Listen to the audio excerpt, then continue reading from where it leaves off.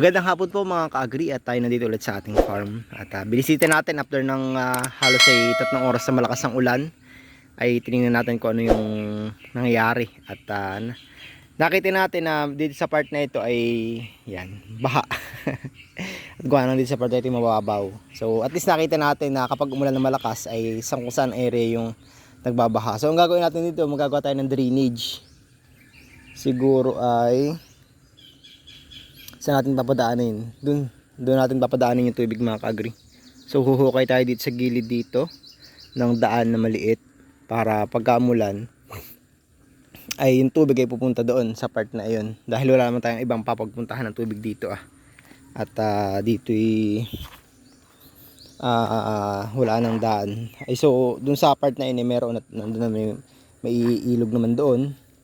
Ay doon na lang natin papadaanin yung tubig. Ayan. So kita natin mga ka-agri na may part na mababa talaga. So kailangan natin na maggawa ng drainage. Ayan.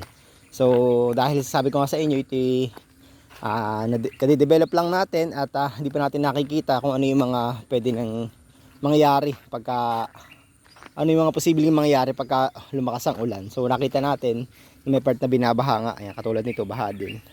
Siguro dito tapos dun sa part doon ay tayo gagawa ng drainage papunta doon sa part na yan para hindi maipunan ng tubig. Malalim mga ka-agri lubog yung aking paa. Yan. So tayo magagawa ngayon mga ka-agri ng ating trellis or balag sa ating sitaw dahil yung sitaw natin na nilipat ay yan, malalaki na. Yan.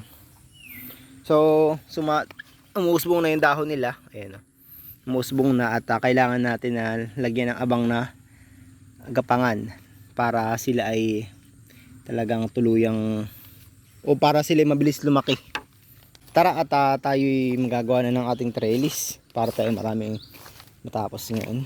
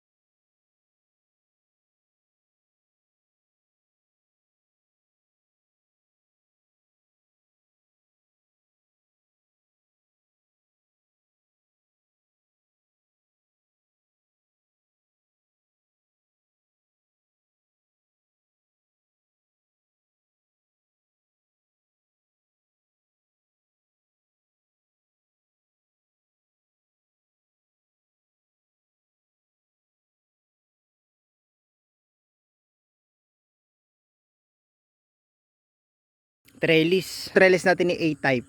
Parang ano siya, pa A na ganun. Ayan, A naman talaga. Tapos pinapapagsalubungin natin yung lahat ng dulo doon sa may kawayan na nakabalagbag doon.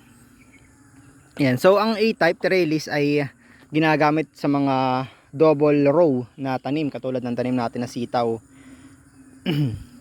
At para ma-maximize natin yung space, ganyan yung ginagawa nung iba nating mga ka-agri na nagtatanim din ng sitaw. Yung iba ginagawa nila single lang na ganun katulad ng trellis na to. Yan, babaguhin din natin yan. Yan, single lang yan mga ka-agri. Yan. Bukas natin tapusin. Yan, bali nakatapos tayo ng isa. Yan. So ang paggawa, ang diskarte ko sa paggawa nito kanina, nakita nyo naman na kumuha lang tayo ng mga kawayan doon sa likodan. Doon, yan, maraming kawayan doon.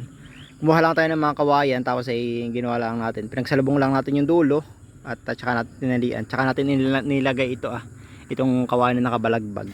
Dito natin nilalagay yung mga tamsi, tatali natin dito pababa dun sa tali dun, yung ano dun, yung kulay blue na tali dun natin iyan, kakabit. Tapos dito sa pipino natin ay ganayon din mga ka-agri, A-type trellis din ang gagawin natin. Hindi pa lang natin natapos ngayon dahil hapon na, mag-aalas 6 na ng hapon ay natugpo na. So baka tayo magkasakit naman. Bukas na lang natin ng umaga itutuloy. Yan.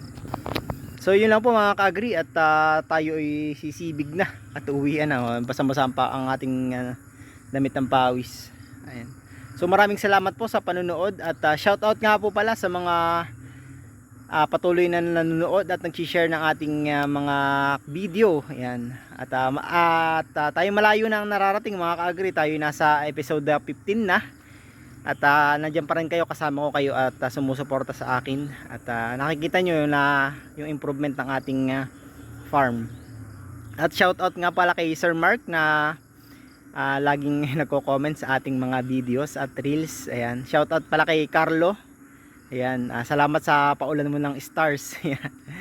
Tapos ay shout out kay Paring Tikyo, yan, na nasa Taiwan. Yan, shoutout sa iyo, mag-ingat kayo diyan palagi at shoutout para sa mga nakakasama ko din diyan sa Taiwan na factory worker. Yan, shoutout sa inyo diyan, Paro-Paro Jean.